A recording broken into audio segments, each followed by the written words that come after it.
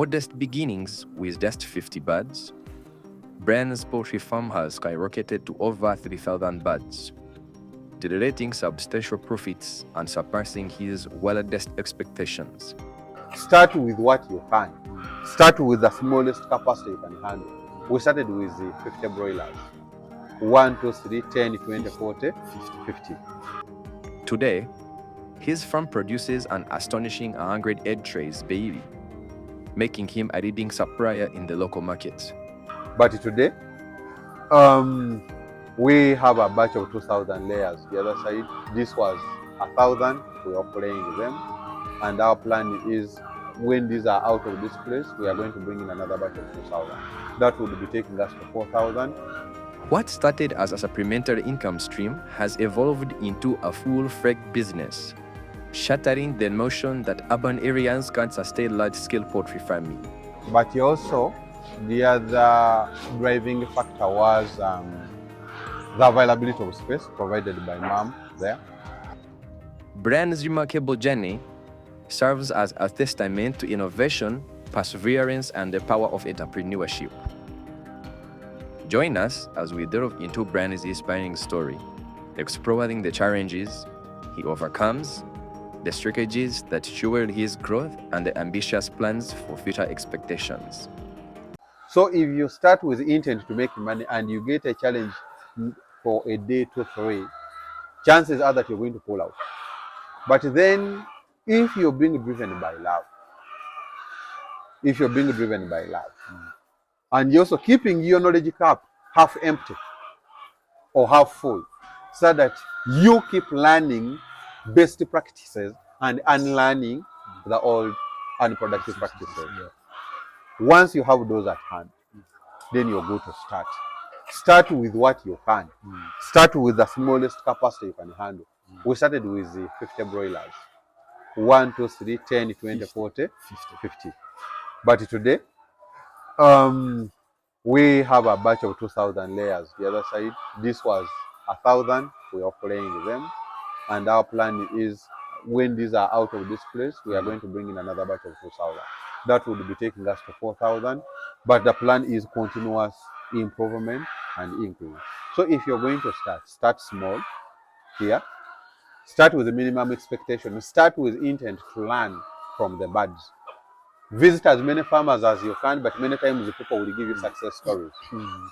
You will find the challenges on the ground.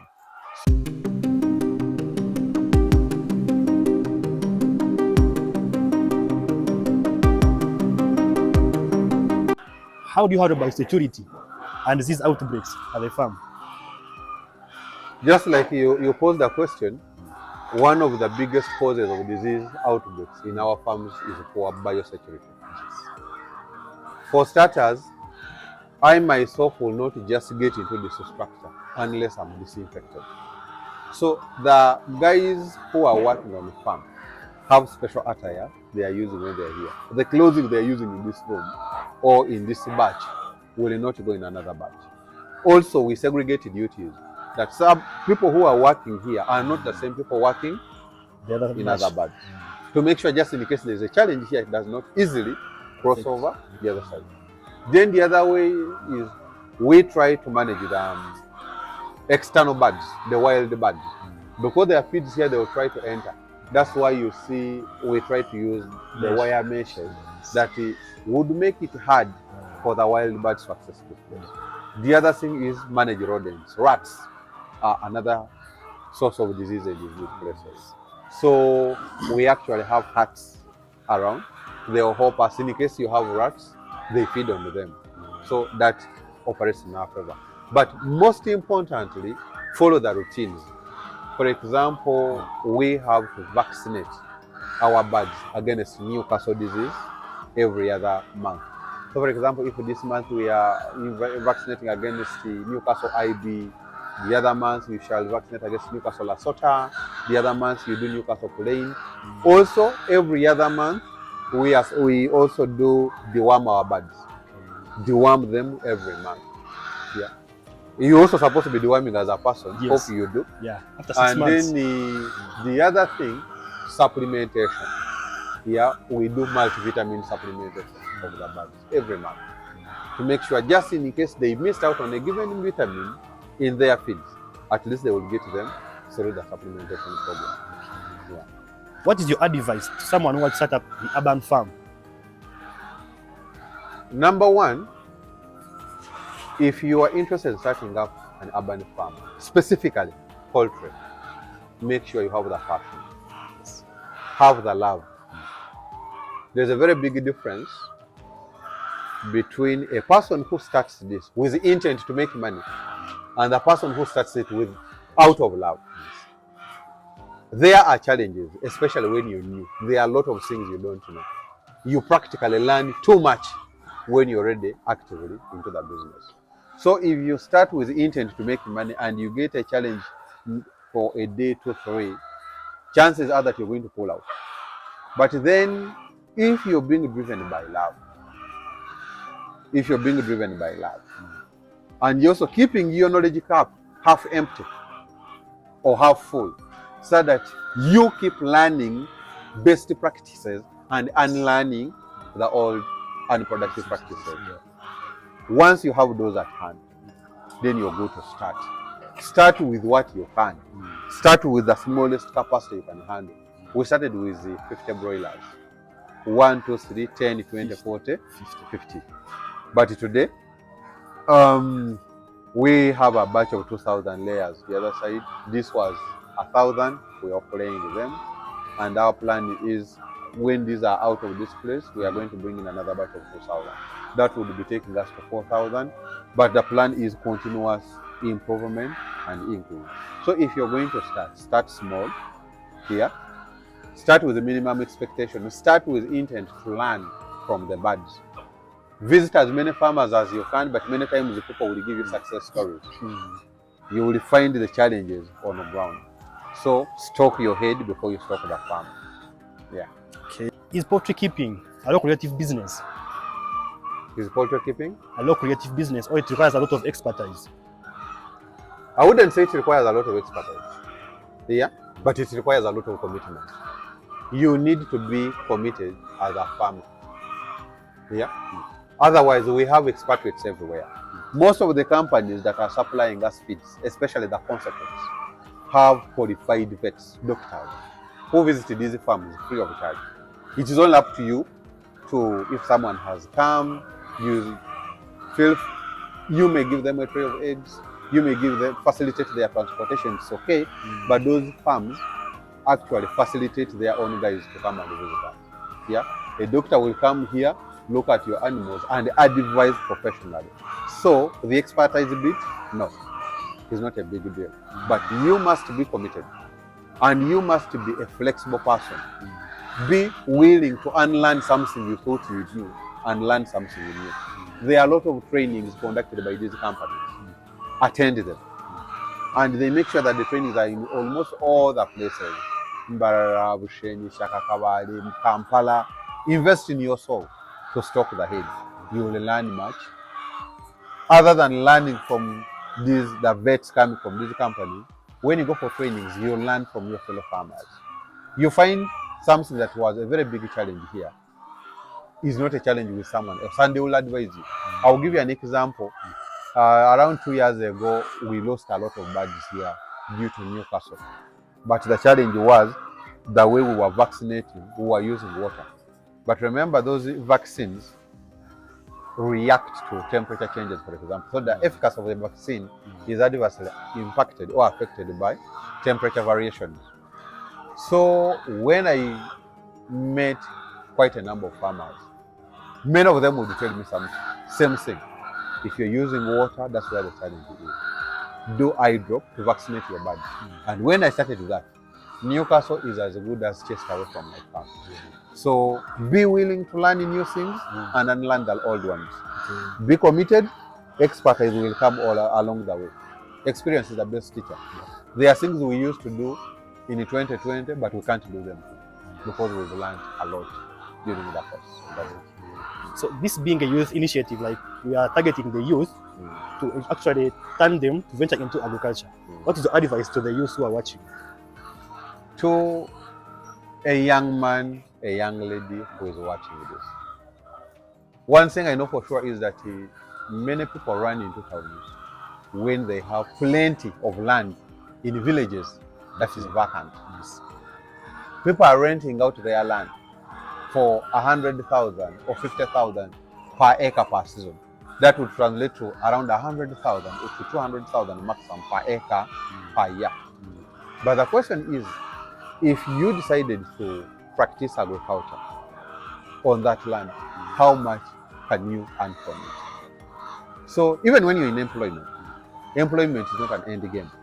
Use employment to create your own. Yeah. Use the employment, use the job you have to start a business. Because at the end of the day, trust me, an employer will pay you something that is just enough to keep you employed. Yes. Yeah. That's why the largest percentage of people in employment will be broke a week after tax salaries are paid. Salary is like a poison. Exactly. Poisons you. In employment, you earn once a month. But here, I would tell you I earn once a day. I earn once every day. Yes. Because sometimes more than once. Yes. Because this is like a production line. So I collect, I have my inventory every day. Yes. So I will realize a sale every now and then. So even if I was getting only $1 million from selling my eggs, I'm over 100 times better than someone getting $1 million from employment. Yes. You may think it's the same amount, but I'm getting mine in bits. Yes. You are getting yours. Once in a month. Exactly. By the time it comes, you have already used the largest percentage of it. Definitely. Whatever is remaining is too little for you. So the cycle continues. As you get $1 million now, you're spending it. If you get your salary on 30th August, trust me, by 10th August, you're looking for someone to lend you money. But when I need someone to lend me money here, I'll not come to you to lend me 50,000. I'll simply contact someone supplying me concentrate that I need 10 bags of concentrate, but I don't have cash. And based on the relationship we have with them, they will give me the 10, or they can say, okay, instead of 10, let me give you 5, which 5 will push me for over month. Yes. Yeah, which is hard the other side in employment. So if you're in employment, use it to start something. Agriculture is, I think, currently the only venture in Uganda where you may earn your little money peacefully and use it peacefully. Yeah. So for as long as you can invest in agriculture, it has minimum challenges. So come, learn from the challenges, and become a better person at the end of the day. So also to the government, if this information gets across, yeah, I know there are agricultural loans that are extended through different commercial banks at 12% per annum, that's 1% per month. But trust me, still it requires security, yeah, which is a bit challenging to the youth that do not have something to give to the financial institutions. So we have an opportunity from the government perspective to look into this. Then also as youth, let's also try and form associations and operate as teams. Many times we are facing challenges because we are too individualistic. You find someone may have the money to invest, but they don't have the land. Yeah. If I don't have the land, you have the land, he has the expertise. Yes. If the three of us team, trust me, we may be very better than if we try to do it individually. He may have the expertise, but without land. Yes. I may have the money, no land. Yes. You may have the land, but no expertise or money. So if we can, as youth, if we can team up and learn to do these things in teams, we can achieve much more than we think. That's my piece of advice. I always ask this question. Yes. If you are given an opportunity or a chance to change the setting in Ugandan education system, what would be that thing that you would change? There are subjects I would obviously have off the list. Yeah. Subjects that make us hate each other, for example. I think there are a lot of things I studied that are useless. Yeah. A lot of things I studied in SST that are useless, like Chintu being the first in Uganda, and when you read that history of his children, how they all had the human names, a lot of things are very funny, not productive to anyone in any single way. Yet, a subject like agriculture is optional. I did not do agriculture. I regret it. But you also look at agriculture itself. There are things that have been useless in that. I don't know whether changes have been made, but in agriculture there were things like learning botanical names of weeds. Yes, it is still there. I find it as useless. I don't know. Someone who studied it can challenge me. I'm not saying I'm right, but we could make a lot of things as practical as possible. In the schools, people doing agriculture, schools have no farms. Yes. But every school should be having a poultry project. Every school should be having a piggery project. Every school should be having a dairy or a cattle project. So that at the end of, by the time agriculture students are leaving, they have an understanding of how do I tell that my bird is suffering from coccidiosis. How do I tell that my bird, these are signs of Newcastle? How do I tell that I have a challenge here? Yeah, we are investing a lot of times in unproductive rentals. Yeah, the government itself has not done a lot to make sure that it supports Ugandans in agricultural sector. I'll give you an example that there is a time we were struggling to get maize seeds in Uganda because some of them we are largely getting them from abroad. We are importing them. But Uganda, as a large agricultural economy, why should we be importing seeds? We need to empower NAGRIC, we need to empower NARO, we need to empower all other bodies that are to supply us. I'll give you another example. I imported these day-old birds through Nutrinova from Belgium. Many people are importing them. Why? Because we are not having the likes of Kukuchik in Uganda, the likes of Yogachik are not supported to produce enough. And the system is not very regulated to the extent that we have people purporting to be hatcheries, purporting to be having hatcheries, when in actual sense they are just supplying poor quality birds. So we need to have such systems properly regulated to make sure that if we have Wakiso breeders supplying a day-old chicks, support them to make sure that they are giving farmers quality birds at affordable prices, as opposed to letting people import these birds from abroad. When we are doing it locally here, we are keeping the money here. We improve our balance of payment position as a country. We reduce importation, which at the end of the day affects us adversely. But when we keep our money within ourselves here, every other person is going to involve. Because if Kukuchik, Uganda, is supplying these birds, they are going to employ our own people here. The youth will get the jobs. I will get the birds at better prices. And trust me, before you know it, everyone's standard of living is going to be uplifted. So, in case people want your services, how can they reach out to you? Yeah, we are based in Kenkombe, Remgina, just after the chairman LOC1's office. This is where we operate from. So physically, that's where we are.